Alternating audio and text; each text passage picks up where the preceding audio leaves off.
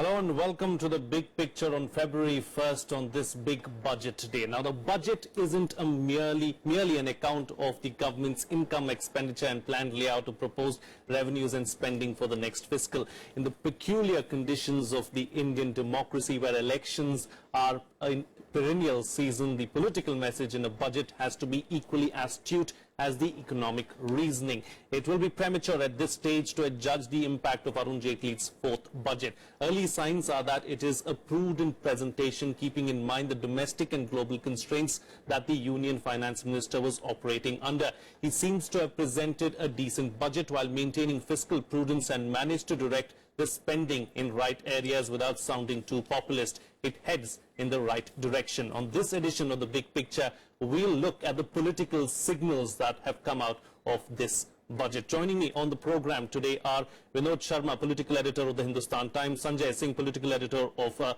First Post, Priya Ranjan Dash, senior journalist, and GVL Narasimha Rao, national spokesperson of the BJP. Thank you so much, gentlemen, for joining me on this edition of the Big Picture. Mr. Sharma, I'd like to start with you. What are the political signals that have come out of this budget?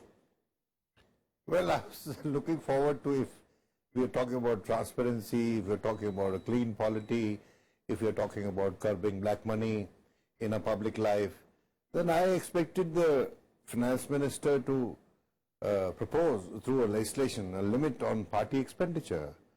What he has done is actually window dressing.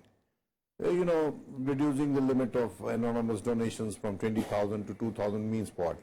I mean, the political parties in their list will be putting 5 names instead of 1. And the electoral bonds proposal, which is interesting, but there too the donor will remain anonymous because on the bonds no mention of names is there. So I think that it was a half-hearted attempt at curbing party expenditure, which is the bane of parallel economy, for the simple reason, which is the bane that creates parallel economy, for the simple reason, as you just now mentioned, that elections are a regular phenomenon in India. Between 2 elections of Lok Sabha, there might have other elections happening. So this was a disappointment, I'd say. At the same time, the proposals, various proposals in the budget, in my view, are at once reflective of the government's concerns post demonetization. If you look at the emphasis on the farm sector, at the emphasis on the MSMEs, at the emphasis on the middle classes, people with shoestring budgets, with small incomes, the concessions he has offered them are basically aimed at luring them. These are not major concessions, but they are surely concessions which would matter to people who have small incomes. But I wonder that whether these proposals will actually kickstart the economy the way we want it. Of course, there has been major allocation for infrastructure development and also for rural development, and there's been praise from the industry for that. But industry, the way it is in our country, it always praises the budget, unless of course it is very directly hurt. So I think I will have to wait to see the impact on the ground of the proposals that he has made. On the whole, I'd think that it's an average budget. Okay. I'd like Mr. Narasimha Rao to respond to what you have said. Mr. Narasimha Rao, would you like to respond to what Mr. Vinod Sharma has just said? No, you see, this is a budget that is really, I would call it a budget that is meant to create growth, to create jobs, and to ensure that our farmers have income security, farmers have greater incomes, we are able to generate rural demand, and also put more money in the pockets of the middle classes, and actually put a surcharge or tax the rich people. So certainly I think it's a budget that should be welcomed by one and all, and also the budget and the provisions on this electoral funding. I see this as a major transformative step. I don't know, Mr. Vinod Sharma is sounding quite cynical about it, but I would consider, and most people would consider, this as a huge positive step, transformatory step. What was the real concern? The real concern was there is a lot of illicit money that comes into politics, whereas that has been completely curbed today. I think a lot of, you see, the Rao, need for transparency Mr. Rao, if I could just cut you short realized there. If I could just cut you long short back there. in 2002-3 when the new bill was passed. I think Mr. Sharma, I'll let you complete your point. I'll let you complete your point. I just want to interject. I think Mr. Sharma is pointing out that, you've given political parties a way to wriggle out by ensuring that, they can still, they don't have to declare any amounts below 2,000. Why not do away with the whole thing? No, I think from 20,000, no, you see, we have to be realistic also. From 20,000, in one stroke, we brought this down to 2,000. So isn't there a huge, you can't expect everyone to contribute only in a digital form. And also, if required going forward, even the amount of money, the total money that a party receives in the form of 2,000 rupee cash donations, that can also, ceiling can also be put there. But today's development is to ensure that political parties receive funds, only clean money, not dirty money, because RBI bonds cannot be bought with dirty money, cannot be bought with cash. It has to be bought, it can only be bought in a transparent manner from a bank account. So anyone who is buying the bonds, it will be clean money, and that money they can distribute it among parties in the manner they wish to do, because we wanted to bring in transparency by direct funding in the past itself, by check transfers, but some companies, for a lot of people, did not want to pay money to the company, to the political parties in an open way. So this is a via media. It ensures that black money, corrupt money, dirty money, parallel money doesn't come into the political system. Mr. Sharma has a question for you. Sharma's point is not valid because he said this will encourage parallel economy. How? Rao sir, please. It has to be clean money. Rao sir, please understand. What I was saying was, you're calling me cynical. I beg your pardon, sir. I am maximal on this issue. I'm not cynical. What I was seeking was a limit on the expenditure incurred by political parties, which has not come, sir. This is what I am seeking. I am a maximalist on this issue. No, Vinayji. Yes, please, sir. Another thing. You said that that bonds, of course, you're right. But 2,000 rupees, instead of giving one name, which for 20,000, the political parties will manage 5 names for 20,000. You see, may I say one thing, sir? This is a half-hearted measure. Nobody wants to put a full stop on unimpeded expenditure during elections. We have seen some of the most expensive elections happening in this country in recent years, sir. You and I are first citizens, and then we have other allegiances. Let him complete. Let him respond. What I am Mr. saying Sharma, let him is respond. that I am a maximalist on this. I am not cynical, sir. Okay, let him respond. Go ahead, Mr. Rao. Very quickly though, because I have to bring in the other panelists also. Vinodji. No, you see, Vinodji, I think from 20,000 to 2,000, I think, please appreciate, this is certainly a big, we have not brought it down to 15,000. From 20 to 2,000, as recommended by the Election Commission of India, is a welcome move. No other government had done it. So for several decades have passed and no government had the real intention to do it. Secondly, we have ensured that black money, corrupt money does not come into political parties. It's only tax-paid, accounted money that comes in. Number 2. Number 3, there are curbs on expenditure on election, on candidates in any case that prevail. So so the elections, nobody is allowed to spend more than the permissible limits as given out by the Election Commission of India. And as far as the overall funding of political party is concerned, I think who is to decide how much does a political party need to really run its operations? As long as this is clean money, I don't think there should be any concerns about how much money a political party is receiving. Okay, in any case, these numbers are not staggering for anyone to be really worried about. But should there be any further suggestions in this regard? I'm sure political parties and government will look at them in future as well. Okay, fair enough. We'll leave but that. What has been done itself is a very significant measure. That's all I'm requesting you to appreciate. Okay, we'll leave it at that and we'll move on now and talk about some other political messages really coming out of this budget. Mr. Dash, like Mr. Rao pointed out in the beginning when he started his answer, he said that we've gone after the rich and we've ensured that the honest have been rewarded. Is that a political message as well? Yes, there are several political messages in the budget, in both what the budget has done and what it has not done. In both, there are political messages. Clearly, the government has expended a certain amount of political capital by its decision to go in for note ban, and now the budget is having to deal with the consequences of that, and certain relief measures which have been proposed in the budget are flowing out of those concerns, number one. Number two is, if you look at what the budget could have done, yet it hasn't, and it's a case of missed opportunity, is, for instance, this brilliant idea of universal basic income.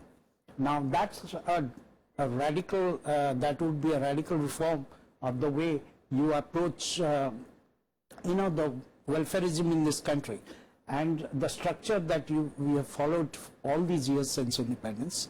And yesterday Economic Survey had a beautiful discussion on it about including the fact that how Mahatma Gandhi would have loved it. The universal basic income is a bright idea.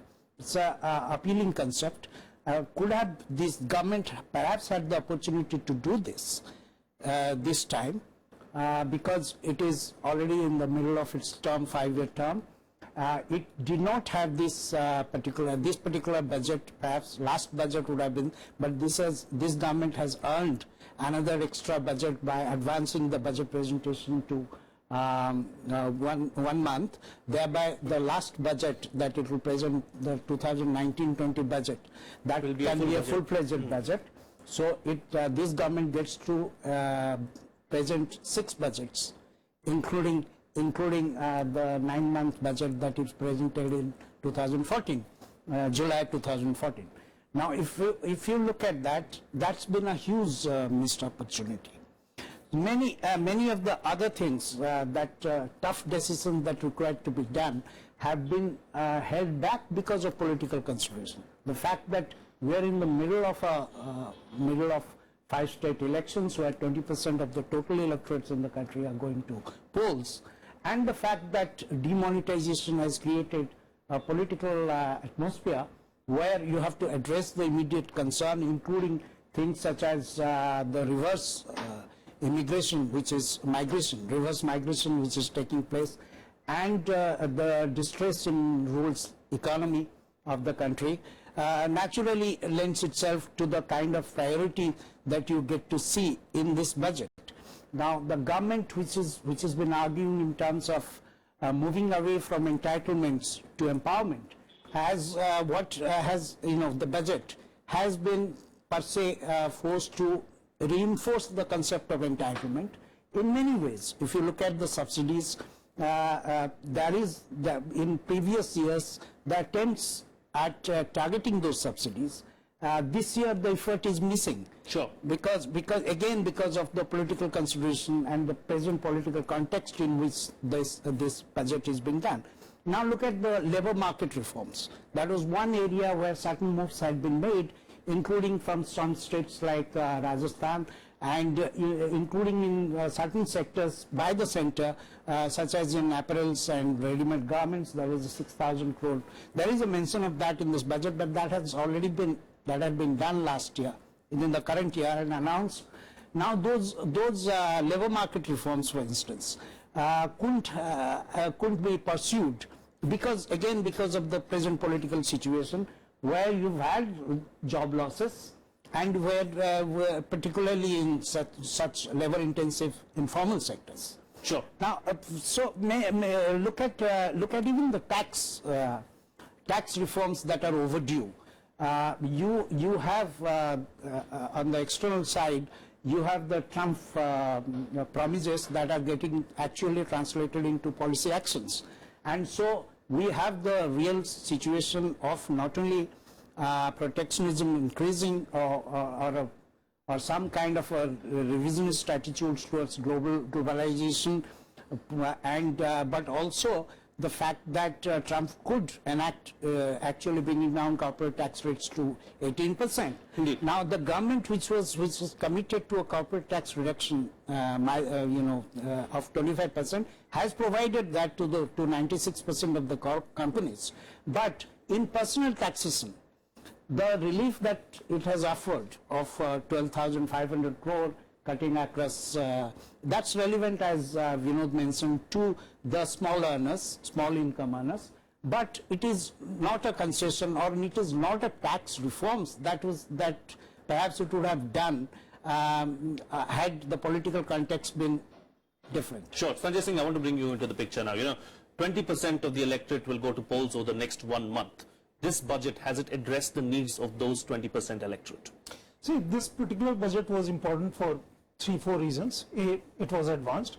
B, this was being presented when 5 state assembly elections are going on. The election process has already started, post demonetization also, and besides various other factors that are there in every budget.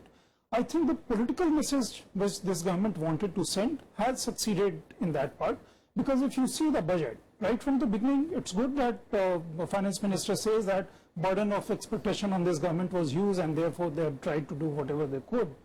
That admission, by the fact that they admitted that burden of expectation is there, and that's part one. B, then if you see, they keep on talking about farmers, farming sector, agriculturalists, poor, women, pregnant women, underprivileged, and so on, Dalits, SC, tribal, so on and so forth. That, I think, conversation, that narrative for this government is very important. A, because Modi government, when it took over, was targeted to be pro-industry, pro-business government. In this particular budget, they talk more about farming sectors. I think 14-15 paragraphs, full paragraphs have been read on farmers. Another 12-14 paragraphs on rural India. Another 12-14 paragraphs on underprivileged and women, and so on and so forth. Clearly, the priority areas were farmers, youth, poor, underprivileged and rural, like you're pointing out. That message has been given. Also because A, BJP had to say that this government is not pro kind of industry and this thing. Like in the last budget, they had made this statement. More so, this was fourth budget, and this was going when elections were to be held. And significantly in that part, I think the government has succeeded. Part B, what is important is that Modi has taken ownership of this 2017 budget. If you look at the whole budget, first 50-55 minutes were on social sector schemes, and people were basically targeted, maximum number of people that live in this country and occupy it with. And that was extension of what he had said in Address to Nation on 31st December 2016. And thereafter, when Prime Minister Modi came into, which is customary for every Prime Minister comes out and speaks about budget, that was much more longer than by Modi's own standard. What I'm saying, he speaks at length on issues, but this was longer than his own previous kind of records when he has spoken on the budget. And therefore, I think that part is important. Middle class, of course, was expecting slightly more than what they have been offered, because direct tax, it is salaried middle class which actually forms the 90% base, as Finance Minister pointed out. Indeed. I think that part he could have addressed slightly with more liberal heart and mind than what he actually gave in. But all in all, I think Modi government has given the message that they wanted to give. Indeed, indeed. Just look at Manrega. Let me just get Mr. Rao into the picture. Mr. Rao, is that, was that the message loud and clear that, this government is pro-farmer, pro-underprivileged and pro-poor? And was that the message, and was that what you managed to deliver at the end? No, Frank, you see, that has been the message of this government from day one in office. It is not something that we have really started speaking in this budget. You look at our previous budget, you look at the actions of this government from the time we took office in May 2014. I think all the actions will speak for themselves. So the government had been focused on the youth, on the farmers, on the poor. You see, one of our biggest programs to begin with, biggest interventions of this government was Jan Dhan Yojana, and other schemes like Swachh Bharat, which have now received huge allocations last year and this year. So these are not meant for any particular class of people, or not for the urban. We have really focused it in a manner that people, if in the rural areas, farmers, you see the farm insurance scheme, Prime Minister's Fasal Bima Yojana is a revolutionary step. We plan to cover about 50% of the area under cultivation to be insured in a year's time. So these are not smaller kind of goals. This government has set for itself very ambitious targets and has gone about achieving them one after the other. So certainly we want to have growth, but growth with equity. Growth not just as a growth with equity, not as a slogan as happened in the past, but in real terms. So certainly this government will continue to focus on the farmers, on the poor, on the lower middle classes, on the youth, on women, scheduled castes, backward classes. That focus will continue because you need a greater participation in economic growth from all sections of the society. Indeed. It has to be inclusive growth. Mr. Rao, I've got time constraints. I've got only 2 minutes left on the program, and I think Mr. Dash wants to come in and respond to what you're saying. Yes, Mr. Dash, very quickly, because I want to get reactions from others as well. I just wanted to point out that what Sanjay mentioned is quite correct. Definitely there is a change. As I was saying, the government said that it believes in empowerment rather than entitlement, number one. Number two, just look at Narega. Now, in Narega, this budget contemplates the fact that it's highest ever allocation that's been done to what Prime Minister himself has called as a monument of the failure of 60 years of poverty eradication schemes by the previous regimes. Now, if you look at that, what does it suggest? Now, Manrega is a demand-based scheme. Last year, you had a certain allocation at the beginning of the year. Sure. Since it was to be a good monsoon year, you had that smaller allocation, but you ended up actually spending more.